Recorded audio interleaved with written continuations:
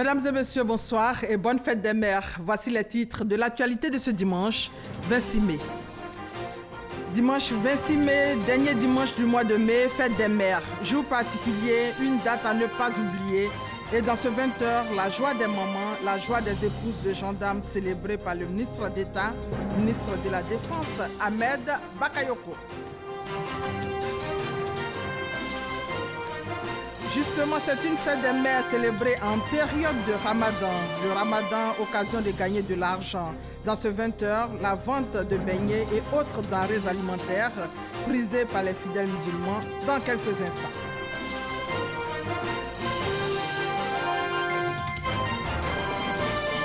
Et puis 130 milliards de francs CFA attendus de l'Indonésie pour le financement des logements sociaux et routes.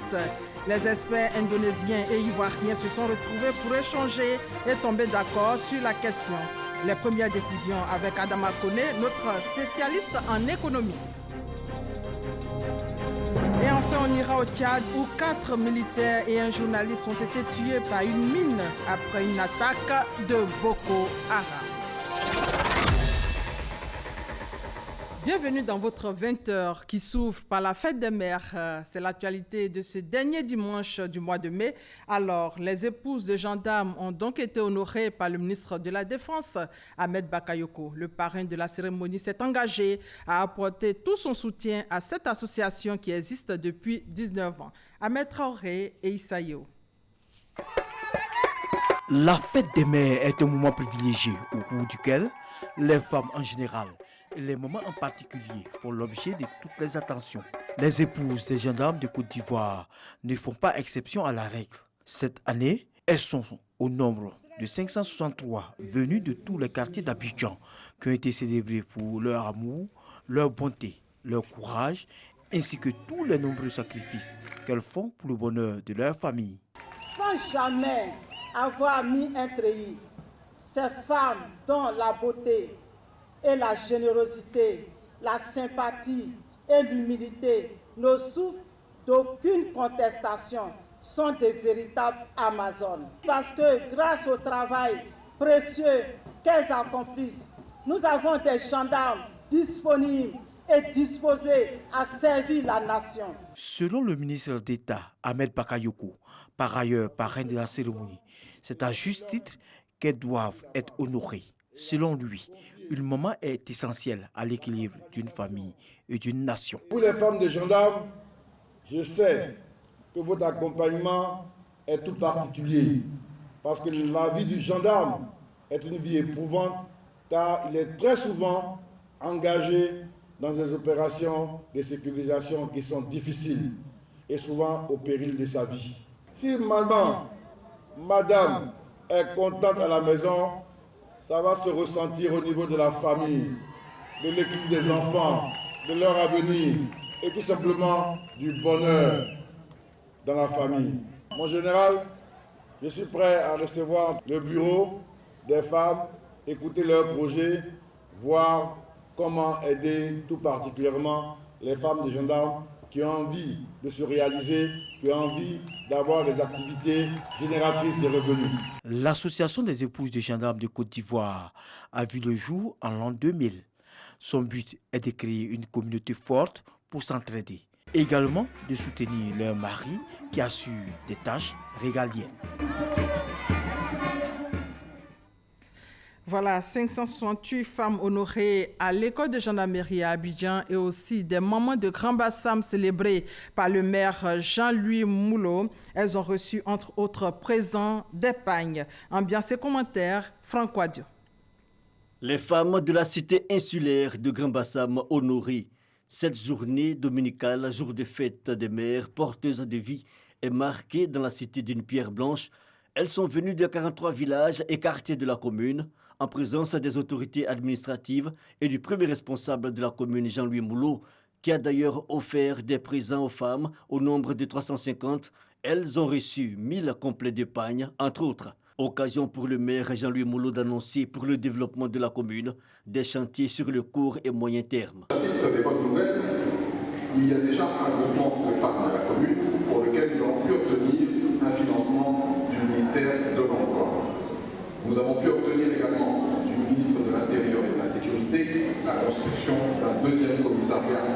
de Grand Bassam qui sera localisé à... Des femmes de Grand Bassam satisfaites donc, l'amélioration des infrastructures est source de développement, surtout quand le maire annonce en priorité la création de 600 emplois au Vitib pour les jeunes. De Bassam, on revient ici à Abidjan où la radiodiffusion télévision ivoirienne, votre RTI, n'est pas restée en marge. Elle a aussi marqué l'événement. Les moments qui consacrent plus de temps au boulot ont été magnifiés. Quelques moments forts avec Sabine Ouattara et Franck Quadio. Elles sont belles, elles sont braves, les femmes du monde entier célébrées. La RTI, radiodiffusion télévision ivoirienne, n'est pas en marge. Une fête haut en couleurs, prestations d'artistes, défilés de mode et des jeux. Pour planter le décor, le directeur général, Fosseni Dambélé, salue l'engagement et le courage des femmes de la RTI. C'est toujours avec la même émotion que je partage cette occasion spécialement dédiée aux valeurs que vous représentez. Confiance, sérénité, abnégation, exemplarité sont quelques-unes des valeurs que vous, mère et future mère de la RTI, incarnez. Un jour pour célébrer et fêter la mère, celles de cet organe de médias publics n'ont pas boudé leur plaisir quand il s'agit de mettre de côté le stress de la charge de travail quotidienne et communier ces moments de la RTI savent s'y mettre.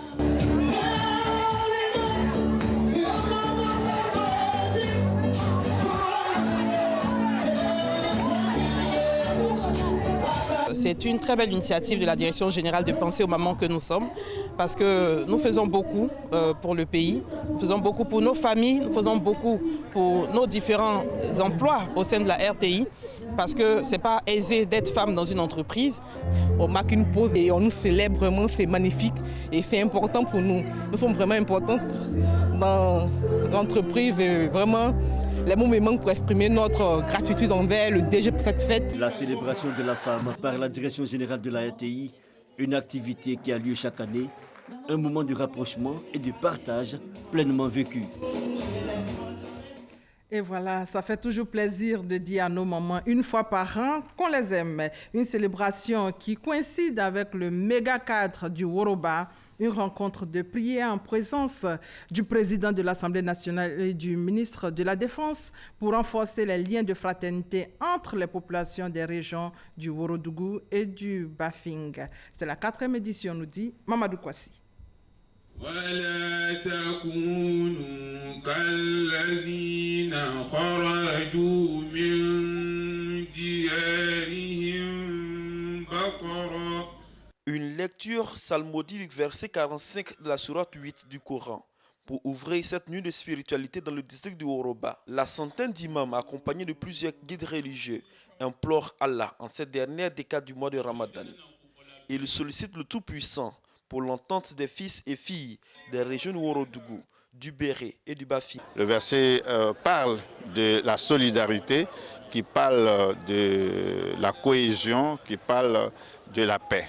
Donc tous les 3 imams qui ont prêché ont traité ce thème-là pour s'adresser aux cadres, pour dire que s'ils sont soudés, s'ils s'aiment entre eux, alors personne ne peut les ébranler et que la région peut être développée. Cette activité de haute portée spirituelle constitue l'un des axes essentiels de la 4e édition de la célébration du méga cadre du Woroba, qui voit la présence du ministre Ahmed Bakayoko, parrain de l'événement. Nous faisons en sorte que ça ne coïncide pas avec la grande célébration, la date indiquée pour le niveau national. Mais nous faisons en sorte de choisir un jour impair dans les 10 derniers jours du mois de Ramadan et exhorter les fils et les filles à l'union, à la cohésion, à la paix surtout et au développement aussi. Parce que lorsque nous nous retrouvons comme ça, nous parlons aussi développement. Les messages des guides religieux ont eu une oreille attentive auprès des cadres qui s'engagent à promouvoir l'union et l'entente en leur sein pour le développement de leur district. Donc le premier ciment pour nous les cadres du Woroba, c'est l'islam. C'est la religion musulmane qui est vraiment ancré dans les 3 régions. J'exhorte les imams à prier pour nous, car il est très important que les cadres soient unis. C'est un appel qui est lancé par ces grands savants à l'unité de toutes les filles et tous les fils des 3 régions. On ne fera que appliquer ce que nous venons d'apprendre ce soir. En plus des prêches, la célébration du méga cadre est rythmée par des lectures entières du Saint-Coran, des rencontres des cadres et des séances de bénédiction pour la paix, des séances qui ont démarré et vont se poursuivre sur 2 jours. Et le jeûne du mois de Ramadan se poursuit partout en Côte d'Ivoire. À Késédougou, le ministre des Affaires présidentielles, Téné Birahima Ouattara, a offert à la communauté musulmane de la localité une rupture collective. On fait le point avec Kader Sogodogo. Mosquée Mohamed VI de Késédougou. Il est 18h43, c'est l'heure de la rupture dans cette localité. Occasion choisie par le ministre des Affaires présidentielles, Téné Birahima Ouattara, pour marquer sa solidarité et son soutien à la communauté musulmane en offrant une rupture collective en compagnie du ministre de l'Intérieur et de la Sécurité, Sidiki Diakité. Le Saint-Coran le recommande. Cette période de pénitence doit être le lieu de manifester sa solidarité envers ses coreligionnaires. Un moment également de prière. Tout ceci se fait dans un esprit de partage, un esprit aussi donc de paix et de cohésion sociale. Parce que nous avons donc affaire ici dans le Tchologo à différentes composantes de la nation ivoirienne. Et nous pensons que nous devrions donc tout faire pour que nous puissions donc vivre en paix, dans la cohésion. Et donc c'est le sens des retrouvailles de ce soir. Cette marque, n'est-ce pas, d'entente, d'union est vraiment à saluer. Et en tout cas, je voudrais simplement saluer et me réjouir d'avoir été témoin de ces bons moments de partage. La prière du Taraoui, ou la longue prière, a mis fin à cette rupture collective. Mois de Ramadan, mois des affaires, les petits commerces fleurissent, vente de beignets et autres denrées alimentaires très prisées, mais on observe un ralentissement dans certains domaines d'activité. C'est le deuxième titre de ce 20h proposé par Christelle Bédéja et Issaïo. Le Ramadan, mois de partage et de convivialité, mais aussi mois où certaines activités sont au ralenti. Fleur Kouné est caissière. Elle a l'habitude de l'affluence de la clientèle. Une affluence qui perd de son charme en ce mois de jeûne. Il y a un tout petit ralentissement à ce niveau. Je veux dire que par rapport au mois passé, les choses marchaient. Les entrées d'argent se faisaient, les gens faisaient correctement leurs transactions. Mais par rapport à ce mois, c'est un peu long quand même. Et quand on demande, ils disent non, il y a le mois de Ramadan. Ils sont réservés pour la fête de Ramadan. Ils sont plus attirés de là-bas que pour pouvoir faire des dépôts et autres. Ils ont dit qu'ils pouvaient garder leur argent pour pouvoir bien fêter. Donc c'est un peu au ralenti. Le constat est le même au niveau gastronomique. C'est le cas chez cette vendeuse d'Atchiki. Ce moule de manioc accompagné de poissons frits. Ça ne marche pas bien. Comme on est dans le mois de carême, donc tout le monde pensait que c'est vers le soir, nous on vend quoi. Avec carême, en tout cas, comme c'est notre boulot, on ne peut pas laisser. Sinon, ça ne va pas du tout. On fait un peu. Les choses sont chères au marché. Bon, souvent, tu prends pour venir mettre, ça ne bouge pas. Mais comme c'est notre travail, c'est ça, les enfants mangent dedans. Donc, on est obligé de faire un peu. Les couturiers ne sont pas mieux lotis en cette période du jeûne de Ramadan. Dans le mois de carême aussi, ça va, mais c'est pas trop ça pour le moment. Moi, mon côté, bon, moi, avant carême, c'est qui m'arrange.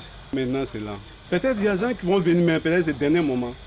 Dans ce mois de pénitence pour les musulmans, tous ceux ou celles qui font les affaires ne sont pas logés à la même enseigne. Si pour certains commerçants ou commerçantes, les choses semblent dures, pour d'autres, les lignes bougent. Témoignent ces vendeuses de beignets. Ça marche très bien. Avant le cas, je vois les commerces que je faisais. Je battais à l'école, nous sommes élèves. Nous nous en sortons très bien parce que la maman arrive à nourrir tous ses enfants avec, à faire les petites dépenses, tout et tout. Ce commerce, nous le faisons qu'à être dans le mois de Ramadan. Après le mois de Ramadan, nous changeons d'activité. On peut vendre 150 000 par jour, tout qu'on arrive à s'en sortir très bien. On le voit, Le ramadan est l'occasion pour beaucoup de commerçants ou commerçantes d'abandonner leurs activités traditionnelles au profit d'autres activités plus rentables. Et vous l'avez sans doute constaté, pendant le mois de Ramadan, les fidèles consomment beaucoup de dattes connues sous le nom de tamaro. On les retrouve devant les mosquées, dans les supermarchés, mais aussi à la criée aux abords des voies. Quelle est l'importance de ces dattes dans la rupture du jeûne? Élément de réponse avec Pierre Dipo-Mélin et Issa Tchona Yeo. Mariam, habituellement vendeuse de riz à Adjamé Mirador, se retrouve pendant ce mois de Ramadan aux abords des voies au carrefour Agban. Sa nouvelle activité, la vente des dattes communément appelées tamaro. Ces fruits ont envahi les rayons des grandes surfaces, mais aussi les carrefours où l'engorgement des voies est régulier. Moi, les carreaux m'arrivent, je vends tamaro. Pour que les gens qui sont embouteillés ont donné tamaro 100 francs. Ils vont couper carême à ça, comme ça on vend. Le temps de carême, là, on utilise ça beaucoup. C'est bon, c'est bon. C'est ce qu'on nous a appris. Produit dans les oasis du désert, ce fruit est pourtant présent sur les tables des Ivoiriens à la rupture des jeûnes. D'où vient l'intérêt pour ce fruit? Au temps du prophète sallallahu alayhi wa sallam, lorsqu'il jeûne, avant de rompre le jeûne, il utilisait les dattes. C'est une imitation du prophète Mohammed sallallahu alayhi wa sallam parce qu'il est pour nous une référence. On prend les dates à un nombre impair, puisque en l'islam, on utilise les nombres impairs, soit une date, soit 3, soit 5, 7, 9, 11, ainsi de suite. Au-delà des raisons religieuses, la date ou tamaro est reconnue pour son apport en nutriments, entre autres. Les fibres, le sucre, les sels minéraux et plusieurs vitamines. Une importante source d'énergie pendant cette période de pénitence. Et au niveau de la religion chrétienne, 80 militaires et paramilitaires reviennent de Lourdes en France. 3 jours d'intenses prières autour du thème « Cherche la paix, poursuis-la ». F. Boué était à ce rendez-vous de prière. Cherche la paix et poursuis-la. C'est autour de ce thème que s'est tenu à Lourdes, dans le sud-ouest de la France, le 61e pèlerinage militaire international. 14 000 pèlerins issus de 40 pays et délégations ont pris part à cet événement dont l'objectif principal est de promouvoir la paix.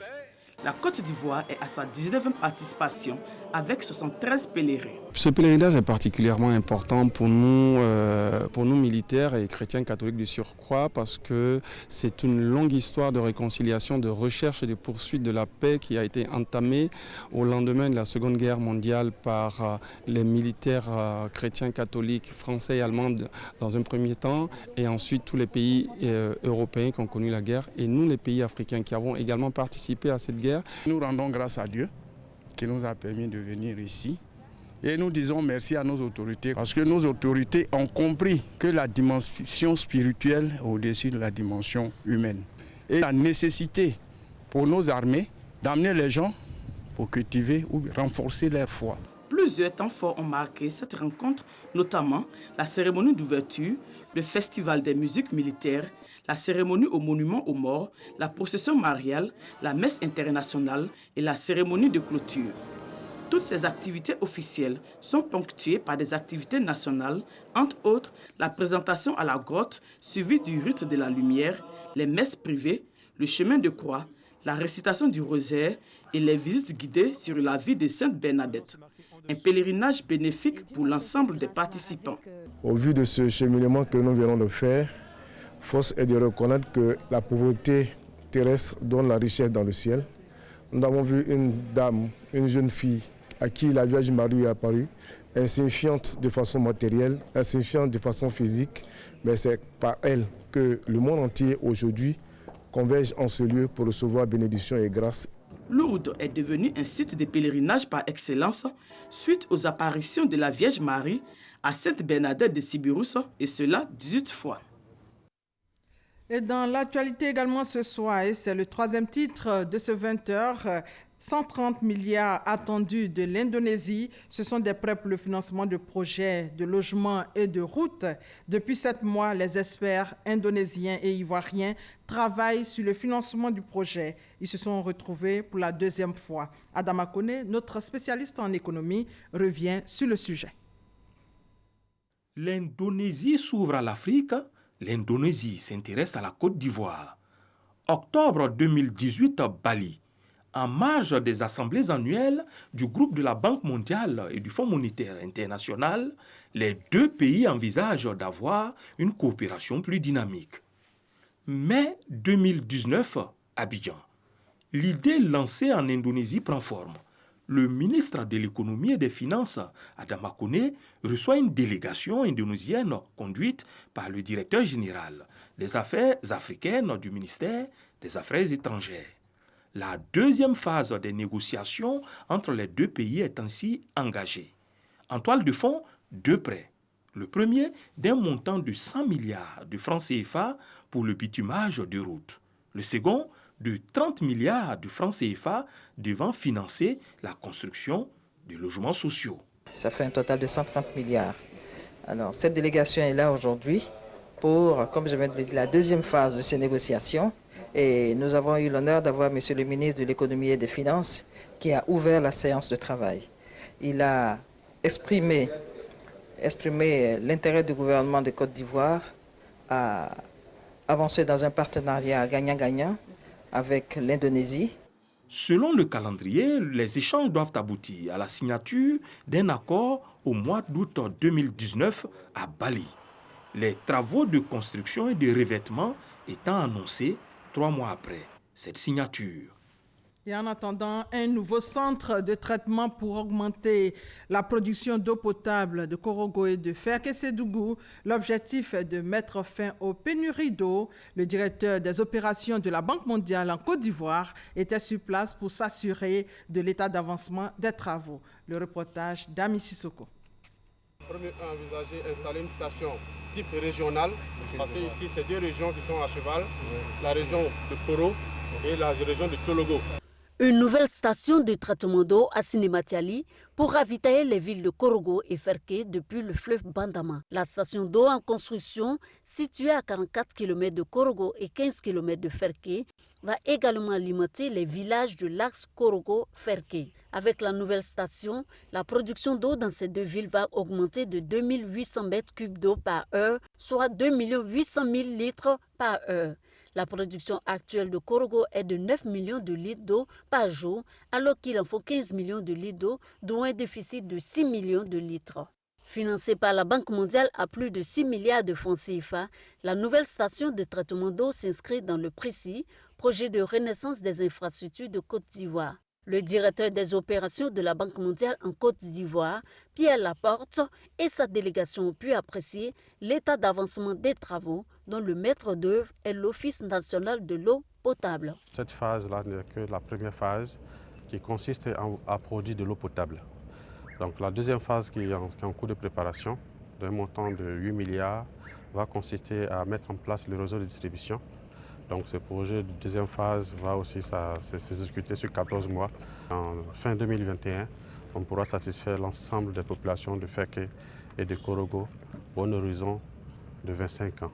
À la nouvelle station de traitement d'eau à Sinematiali s'ajoutent de nouveaux châteaux d'eau, également en construction à Korogo et à Ferke, d'une capacité de 3000 m3 d'eau par jour, soit 3 millions de litres chacune. Elles vont régler le problème d'eau potable dans le Poro et le Tchologo jusqu'en 2043.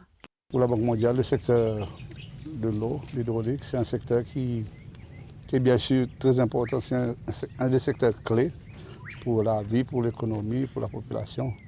Et on est très très heureux d'abord de savoir que les ressources que nous mettons à la disposition de la population arrivent là et on voit les résultats concrets. Ce projet du renforcement de la production d'eau potable de Korogo et Ferke est né suite à l'assèchement du barrage Nakulo à Korogo et à une série de sécheresses dans le nord du pays selon le coordonnateur. Après ce projet, le directeur des opérations de la Banque mondiale souligne que sa structure compte apporter un financement additionnel de plus de 75 milliards de francs CFA à l'État pour résoudre définitivement le problème d'eau potable de plusieurs villes en Côte d'Ivoire. Et ici à Abidjan, le gouvernement prend des dispositions pour mieux ravitailler le marché de bétail. Pour parler de la question, le directeur des abattoirs et de l'hygiène alimentaire était l'invité de Juliette Ouéa ce dimanche à 13h. Il rassure la population sur l'approvisionnement du district d'Abidjan en viande. Extrait. Il n'y a pas de pénurie, il n'y aura pas de pénurie. Aujourd'hui, si vous arrivez à l'abattoir de Port-Boué, vous allez à la chambre froide, vous allez trouver des carcasses de viande alignées dans la chambre froide. Le seul problème que nous avons connu, nous n'avons jamais été approchés par les bouchers pour nous dire qu'ils avaient un quelconque problème. Et on s'est rendu compte que lorsque nous avons mis en place le système d'abattage pour approvisionner la population, on s'est rendu compte que les bouchers ne sont pas venus s'approvisionner. Est-ce qu'ils rentrent dans la danse par solidarité ou bien sont-ils empêchés par les grévistes de ne pas venir s'approvisionner? Là, nous ne savons pas, mais nous passons l'information à toute la population abidjanaise, à toute la population du district autonome d'Abidjan, que l'abattage se fait normalement et que les carcasses sont disponibles. Celui qui a besoin de 20 carcasses, qui a besoin de 10 kilos, peut se déplacer, venir à l'abattoir de Port-Boué en attendant que le circuit de distribution qui se fait par les bouchers détaillants puisse se mettre en place. Et voilà, Dr Danyogo Komissiri, directeur des abattoirs et de l'hygiène alimentaire, invité du Dimanche Magazine. En image, le concours du meilleur DAF lancé. C'est un concours lancé par la conférence des directeurs des affaires financières du ministère de l'Enseignement supérieur et de la recherche scientifique. Élu meilleur DAF de l'année 2018, Ibrahima Doumbia et ses pairs entendent promouvoir l'excellence au sein de leur département. Nous reviendrons largement sur ce reportage d'Astou Touré dans nos prochaines éditions. Et hors de nos frontières, 4 militaires tchadiens et un journaliste de la télévision nationale ont été tués hier dans l'explosion de leur véhicule sur une mine dans l'est du Tchad. Ils se rendaient sur une position de l'armée attaquée par Boko Haram et malheureusement, ils ont été tués. La suite de l'actualité à l'étranger avec la nomination du Premier ministre congolais, avec une pause aussi en Amérique et en France. Et c'est avec Sidonie Davila Waka.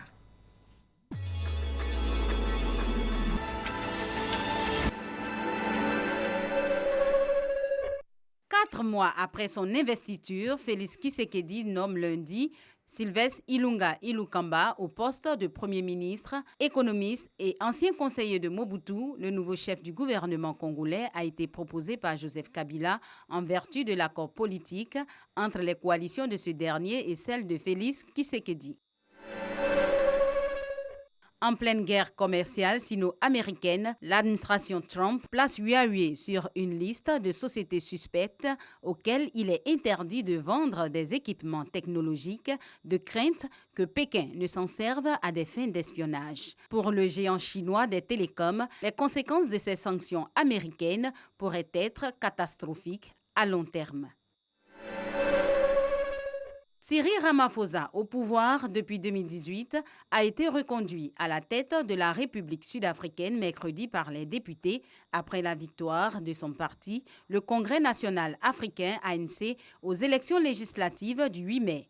Réélu le 22 mai dernier, le chef d'État exercera son premier mandat de 5 ans après avoir achevé celui de Jacob Zuma. Aucun cessez-le-feu en vue en Libye, malgré la visite en France du maréchal Haftar. Le chef de guerre libyen a déclaré que les conditions n'étaient pas réunies pour un cessez-le-feu dans un pays en plein chaos. L'émissaire de l'ONU pour la Libye craint une guerre longue et sanglante. Nouvelle journée de manifestation en Algérie. En ligne de mire, l'élection présidentielle prévue le 4 juillet. Ce 14e vendredi de mobilisation est marqué par un dispositif de sécurité impressionnant à Alger. Attaque au colis piégé à Lyon vendredi, 13 blessés légers.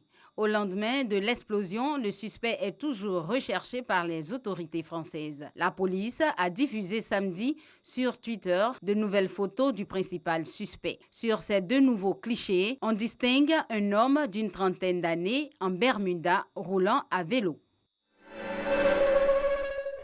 Les élections européennes se tiennent ce dimanche en France et dans 20 autres pays de l'UE. 7 autres États membres ont eux déjà voté depuis le 23 mai. Au total, ce sont 373 millions d'Européens qui devront élire les 751 eurodéputés qui les représenteront pendant 5 ans au Parlement européen en attendant la sortie du Royaume-Uni. Après le Brexit, le nombre de parlements passera de 751 à 705.